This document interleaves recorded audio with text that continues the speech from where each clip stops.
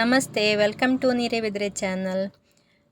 ಈ ಈ ಕಾಯಿಯ ಬಗ್ಗೆ ಗೊತ್ತಾ? ಇದು ಜಾಕಾಯಿ ಮತ್ತು ಜಾಪತ್ರೆ.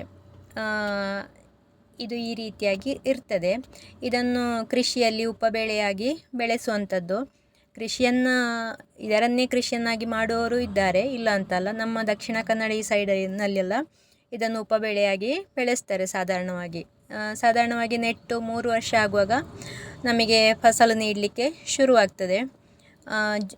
ಮಾರ್ಚಿನಲ್ಲಿ ಹೂ ಬಿಟ್ಟು ಸಾಧಾರಣವಾಗಿ ಜೂನಿನಲ್ಲಿ ನಮಗೆ ಹಾರ್ವೆಸ್ಟ್ ಮಾಡಲಿಕ್ಕೆ ಸಿಗುವಂಥದ್ದು. ಹೂ ಬಿಟ್ಟು ಕಾಯಿ ಆಗುವಾಗ ನೀರಿನ ಅವಶ್ಯಕತೆ ಎಲ್ಲ ಉಂಟು ಇದಕ್ಕೆ. ಹಾಗೆ ಜಾಸ್ತಿ ಬಿಸಿಲು ಬಿದ್ದರೂ ಕೂಡ ಇದು ಉದುರಿಯೇ ಹೋಗ್ತದೆ, ನಮಗೆ ಸಿಗುವುದು ಕಡಿಮೆ. ಆದರೆ ಕಾಯಿಯೆಲ್ಲ ಬಿಡ್ತದೆ ಸಾಧಾರಣವಾಗಿ. ಇದು ಜೂನ್ ಆಗುವಾಗ ಈ ರೀತಿಯಾಗಿ ಬೆಳೆದು ಓಪನ್ ಆಗಿರ್ತದೆ. ಓಪನ್ ಆದ ನಂತರವೇ ನಾವು ಅದನ್ನು ಕೊಯ್ಯಬೇಕು. ಅದಕ್ಕಿಂತ ಮೊದಲು ಕೊಯ್ದರೆ ಒಳಗೆ ಜಾಕಾಯಿ ಮತ್ತು ಜಾಪತ್ರೆ ಬೆಳೆದಿರುವುದಿಲ್ಲ, ಸ್ವಲ್ಪ ಹಳದಿ ನಮೂನೆಯಲ್ಲಿ ಇರ್ತದೆ. ಈ ರೀತಿ ಕೆಂಪು ಬಣ್ಣ ಬಂದು ಅದು ಓಪನ್ ಆಗ್ತದೆ, ಆವಾಗ ನಮಗೆ ಅದು ಹಾರ್ವೆಸ್ಟ್ ಮಾಡಲಿಕ್ಕೆ ರೆಡಿ ಆಯಿತು ಅಂತ ಅರ್ಥ. ಇದು ಈಗ ಹೊರಗಿನ ಸಿಪ್ಪೆಯನ್ನು ನಮಗೆ ಓಪನ್ ಆದರೆ ತೆಗಿಲಿಕ್ಕೆ ತುಂಬ ಸುಲಭವಾಗಿ ತೆಗಿಲಿಕ್ಕೆ ಆಗ್ತದೆ. ಈ ಹೊರಗಿನ ಸಿಪ್ಪೆಯನ್ನು ಬಿಸಾಕಿ ನಮಗೆ ಬೇಕಾಗೋದು ಒಳಗಿನ ಜಾಕಾಯಿ ಮತ್ತು ಜಾಪತ್ರೆ. ಈ ಹೊರಗಿನ ಸಿಪ್ಪೆಯಿಂದ ಇದು ಉಪ್ಪಿನಕಾಯಿಯಲ್ಲಿ ಮತ್ತು ಜಾಮ್ ತಯಾರಿಕೆಯಲ್ಲಿ ಹಾಗೆ ಪದಾರ್ಥದಲ್ಲಿ ಹುಳಿಯ ಅಂಶ ಇರುವ ಕಾರಣ ಅದು ಹುಳಿ ಇರ್ತದೆ. ಹುಳಿಯ ಅಂಶದ ಬದಲಾಗಿ ಎಲ್ಲ ಅದನ್ನು ಪದಾರ್ಥದಲ್ಲೆಲ್ಲ ಯೂಸ್ ಮಾಡ್ತಾರೆ. ನಾವಿದನ್ನು ಇಲ್ಲಿಯೇ ಬಿಸಾಕೋದು, ಅದು ಅಲ್ಲಿಯೇ ಗೊಬ್ಬರವಾಗಿ ಉಪಯೋಗ ಆಗ್ತದೆ ಅಂತ. ಇದನ್ನೀಗ ಜಾಪತ್ರೆಯನ್ನು ಜಾಕಾಯಿಂದ ಬಿಡಿಸುವುದು ಹೇಗೆ ಅಂತ ಹೇಳಿದರೆ, ಈಗ ಇದರ ತುದಿಯನ್ನು ನಾವು ಪ್ರೆಸ್ ಮಾಡಬೇಕು. ಅದು ತುಂಡಾಗದ ರೀತಿಯಲ್ಲಿ ನಾವು ತೆಗಿಬೇಕಾದಷ್ಟು ನೋಡಿಕೊಂಡು. ಕೆಲವು ಸಲ ತುಂಡಾಗ್ತದೆ, ಈ ರೀತಿಯಾಗಿ ಕಟ್ಟಾಗದ ರೀತಿಯಲ್ಲಿ ತೆಗೆದು ನಾವು ಅದನ್ನು ಒಣಗಿಸಿ ಕೊಟ್ಟರೆ ನಮಗೆ ರೇಟು ಜಾಸ್ತಿ ಸಿಗ್ತದೆ. ಅದಂತ ಹೇಳಿದರೆ ಒಳ್ಳೆ ಹೂವಿನ ರೀತಿಯಾಗಿ ಬರ್ತದೆ ಅದು. ಈ ರೀತಿಯಾಗಿ ಕಟ್ಟಲಾಗಿ ಹುಡಿ ಆದರೆ ಎಲ್ಲ ರೇಟು ತುಂಬ ಕಡಿಮೆ ಸಿಗ್ತದೆ. ಸಾಧಾರಣವಾಗಿ ಇದನ್ನು ಸಾಂಬಾರು ಪದಾರ್ಥಗಳಲ್ಲಿ ಆಯುರ್ವೇದ ಔಷಧಿಗಳಲ್ಲೆಲ್ಲ ಉಪಯೋಗಿಸ್ತಾರೆ.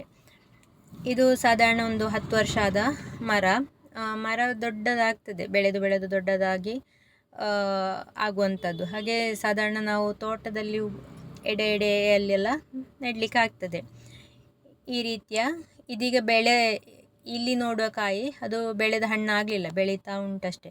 ಸಾಧಾರಣವಾಗಿ ಜೂನಿನಿಂದ ಅಕ್ಟೋಬರ್ ತನಕ ನಮಗೆ ಕೊಯ್ಲಿಕ್ಕೆ ಸಿಗ್ತದೆ. ಒಮ್ಮೆಲೆ ಕೊಯ್ದು ಕೊಡಲಿಕ್ಕೆ ಆಗುವಂಥದ್ದು ಅಲ್ಲ, ಡೈಲಿ ಹೋಗಬೇಕು ತೋಟಕ್ಕೆ, ಅದನ್ನು ನೋಡಿ ಹಣ್ಣಾದನ್ನು ಮಾತ್ರ ಕೊಯ್ದು ತಂದು ಒಣಗಿಸಿ ಕೊಡುವಂಥದ್ದು. ಕೆಲಸ ಜಾಸ್ತಿ, ಮತ್ತು ಇದು ಮಳೆಗಾಲದಲ್ಲಿ ಆಗುವ ಕಾರಣ ನಮಗೆ ಒಣಗಿಸ್ಲಿಕ್ಕೂ ಕೂಡ ತುಂಬ ಕಷ್ಟ. ಈಗ ರೇಟು ಉಂಟು, 1000ದಿಂದ ಮೇಲೆ ರೇಟ್ ಉಂಟು. ಕಾಯಿ ಅದರ ಪತ್ರೆಗೆಲ್ಲ ರೇಟ್ ಉಂಟು. ಆದರೆ ನಮಗೆ ಮಳೆಗಾಲದಲ್ಲಿ ಸಿಗುವ ಕಾರಣ ಒಣಗಿಸ್ಲಿಕ್ಕೆ ತುಂಬ ಕಷ್ಟ.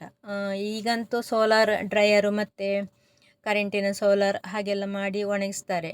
ಈ ರೀತಿಯ ಟ್ರೇಯಲ್ಲಿ ಹಾಕಿ ಒಣಗಿಸುವಂಥದ್ದು. ಇದೀಗ ಫುಲ್ ಕಟ್ಟಾಗದೆ ತೆಗೆದು ಒಣಗಿಸಿದಂತೆ, ಇದೀಗ 2 ಬಿಸಿಲಿನಲ್ಲಿ ಒಣಗಿಸಿದ ಪತ್ರೆ ಈ ರೀತಿಯಾಗಿ ಚಂದ ಹೂವಿನ ರೀತಿಯಾಗಿ ಕಾಣ್ತದೆ. ಅಂಥದ್ದಕ್ಕೆಲ್ಲ ರೇಟು ಜಾಸ್ತಿ ಇರ್ತದೆ. ಮತ್ತು ಇದು ಪತ್ರೆ 1 kg ಆಗಲಿಕ್ಕೆ ತುಂಬ ಬೇಕಾಗ್ತದೆ. ಕಾಯಿ ಆದರೆ 100ರಿಂದ 110 ಕಾಯಿ ಬಂದರೆ 1 kg ಅಂತ ಲೆಕ್ಕ. 1 kg ಆಗ್ತದೆ ಸಾಧಾರಣವಾಗಿ. ಮತ್ತು ಸೈಜಿನಲ್ಲಿ ಹೊಂದಿಕೊಂಡು ಹೆಚ್ಚು ಕಡಿಮೆ, ದೊಡ್ಡ ಸೈಜು ಸಣ್ಣ ಸೈಜಲ್ಲೆಲ್ಲ kg ವ್ಯತ್ಯಾಸ ಬರ್ತದೆ ಕೆಲವು ಸಲ. ನಾವು ಇಲ್ಲಿ ಬಚ್ಚಲ ಮನೆಯಲ್ಲಿ ಬೆಂಕಿ ಹಾಕುವಾಗ ನಾವು ಅಲ್ಲಿ ಮೇಲೆ ಟ್ರೇಯಲ್ಲಿಟ್ಟು ಒಣಗಿಸುವಂಥದ್ದು. ಈ ರೀತಿಯ ಶಾಖದಲ್ಲಿ ಸಾಧಾರಣ 4 ದಿವಸ ಬೇಕಾಗ್ತದೆ ಒಣಗಲಿಕ್ಕೆ. ಒಣಗಿ ಅದು ನೋಟ ಎಲ್ಲ ಒಳ್ಳೆ ಚಂದ ಕಂಡ್ರೆ ಒಳ್ಳೆ ರೇಟೆಲ್ಲ ಕೊಡ್ತಾರೆ. ಹಾಗೆ ಈ ವಿಡಿಯೋ ಇಷ್ಟವಾದರೆ ನಿಮ್ಮ ಫ್ರೆಂಡ್ಸ್ ಆ್ಯಂಡ್ ಫ್ಯಾಮಿಲಿಗೆ ಶೇರ್ ಮಾಡಿ.